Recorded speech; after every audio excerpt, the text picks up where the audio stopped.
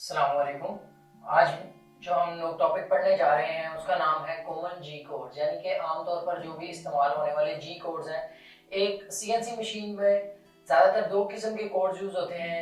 एक जिनको हम प्रिपरेटरी कोड्स बोलते हैं, जो जी कोड्स के नाम से जाने जाते हैं, जो कि टूल को हरकत देने के लिए इस्तेमाल होते हैं। और दूसरे जिनको हम मिसलेनियस कोड्स बोलते हैं, इनको मशीन कोड्स के नाम से भी जाना जाता है कुछ जगहों पर, और इनको उन कोड्स को एम कोड्स बोलते हैं। तो आज हम आमतौर पर इस्तेमाल होने वाले जी कोड्स पढ़ेंगे जो कि टूल को हरकत देने के लिए इस्तेमाल होते हैं, टूल की हरकत को कंट्रोल करने के लिए इस्तेमाल होते हैं।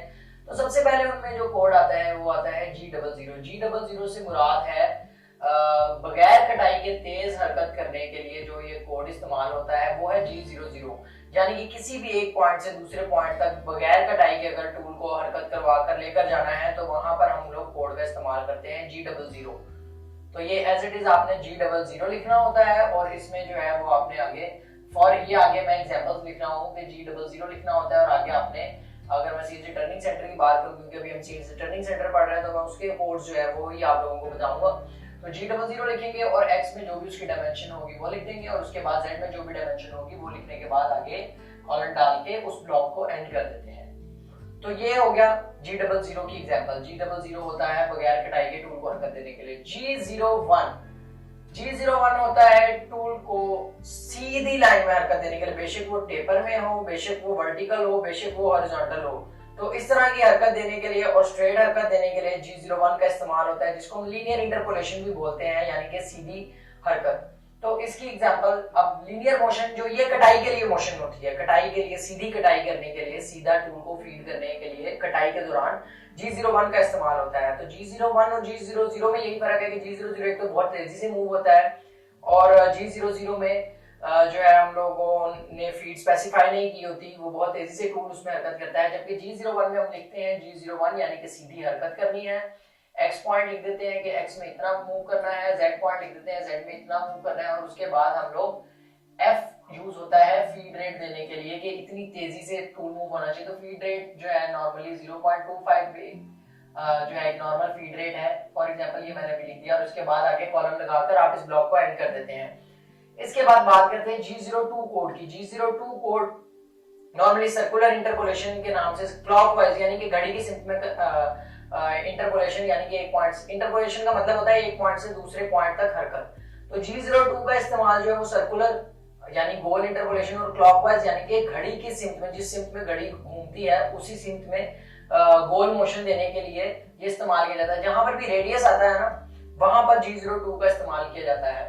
अब G02 असल में अगर हम टर्निंग सेंटर की बात करें तो G02 का इस्तेमाल होता है इंटरनल रेडियस के लिए, यानी जो वर्क पार्ट के अंदर की तरफ हो। जिस तरह ये एक वर्क पार्ट है, तो ये एक वर्क पार्ट है, तो ये जो रेडियस बना हुआ है r जितना भी हो, r10 या जो भी हो, तो ये जो अंदर को जो रेडियस बनता है ये G02 की मदद से बनाया जाता है। जबकि G03 इसी के ऑपोजिट, यानी कि कोई आउटर रेडियस, ये आउटर रेडियस है यानी एक्सटर्नल रेडियस है। अगर इस तरह का कोई रेडियस बन रहा हो किसी वर्क पार्ट में, एक्सटर्नल ये बाहर की तरफ को है और ये अंदर की तरफ को है, अंदर वाले रेडियस के लिए G02 का इस्तेमाल किया जाता है, बाहर वाले रेडियस के लिए G03 का इस्तेमाल किया जाता है। ये फर्क है G02 और G03 में।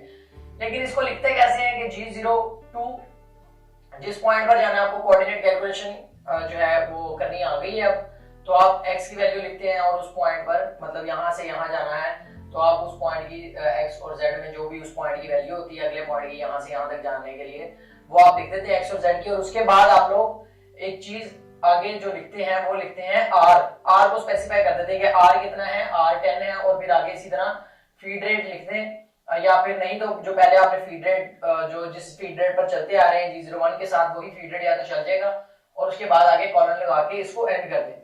इसके बाद बात करते हैं G03 की। G03 भी बिल्कुल सेम जो है वो G02 की तरह ही इसकी लाइन भी लिखी जाती है। इसकी एग्जांपल बिल्कुल G02 की तरह है, जितना भी R हो वो लिख दें, आगे फीड रेट लिख दें और इसको एंड कर दें। G04 जो है ये कोड डिवेल टाइम के नाम से जाना जाता है, और इस कोड का इस्तेमाल यानी डिवेल का इस्तेमाल होता है टूल को किसी एक जगह पर स्टॉप करवाने के लिए, किसी एक जगह पर उसको वक्फा देने के लिए, ब्रेक देने के लिए। बाज़ औक़ात ये काम जो है टूल को ठंडा करने के लिए हो सकता है, या कोई भी और इस तरह का दरमियान में कोई भी एक एडिशनल चीज को करने के लिए G04 का इस्तेमाल किया जा सकता है।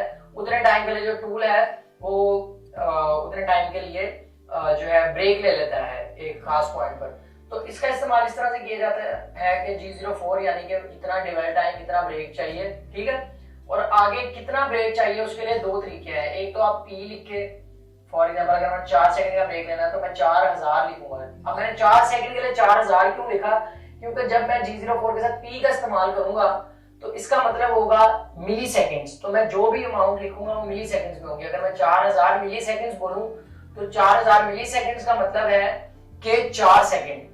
हाँ, इसका दूसरा तरीका भी है, और यानी कि ये या के लिए इंग्लिश में और लिखते हैं G04 यानी कि टूल को इतना वक्फा चाहिए और आगे x लिखेंगे। जब x लिखते हैं तो एज इट इज हमें सेकंड लिखने पड़ते हैं। तो अगर 4 सेकंड का वक्फा लेना है तो x के साथ आप 4 लिख देंगे एज इट इज। तो दूसरा तरीका ये है डिवाइड टाइम का। अब इसके बाद G21 की बात करते हैं। G21 इस्तेमाल होता है इंच यूनिट के लिए। जो भी यूनिट्स हम देते हैं फीड रेट के या ये x और z की जो डायमेंशन देते हैं, जो भी वैल्यूज लिखते हैं, अगर हमने इंच में लिखनी है, इंच सिस्टम में लिखनी है, तो हम G20 का इस्तेमाल करेंगे। और इसी के बरक्स अगर मैंने G21 का इस्तेमाल करना है, ये G21 कोड किस लिए इस्तेमाल होता है, ये कोड मिलीमीटर्स में काम करने के लिए इस्तेमाल होता है। G21 जहां भी इस्तेमाल किया जाएगा वहां मिलीमीटर्स में जो भी हम डायमेंशन लिखेंगे, x कोऑर्डिनेट, z कोऑर्डिनेट या हम फीड रेट देंगे, जो भी एक्सेट्रा रेडियस वगैरह जो भी चीज लिखते हैं वो फिर मिलीमीटर में काउंट होगी। अगर G20 लिखेंगे तो वो इंच सिस्टम में या इंच यूनिट्स में जो है वो काउंट होगी। तो बेसिकली ये कुछ कॉमन कोड्स हैं। इसके अलावा भी काफी कोड्स हैं जिनको हम फर्दर डिस्कस करेंगे। फिलहाल इस लेक्चर के लिए इतना बहुत है, इसको समझें विद एग्जांपल्स। आपको मैंने समझाया। अगर कोई कंफ्यूजन है तो आप लोग वीडियो के नीचे कमेंट करके ये पूछ सकते हैं और पर्सनली भी मुझे इनबॉक्स करके आप अपनी कंफ्यूजन क्लियर कर सकते हैं। Thank you very much. Allah Hafiz.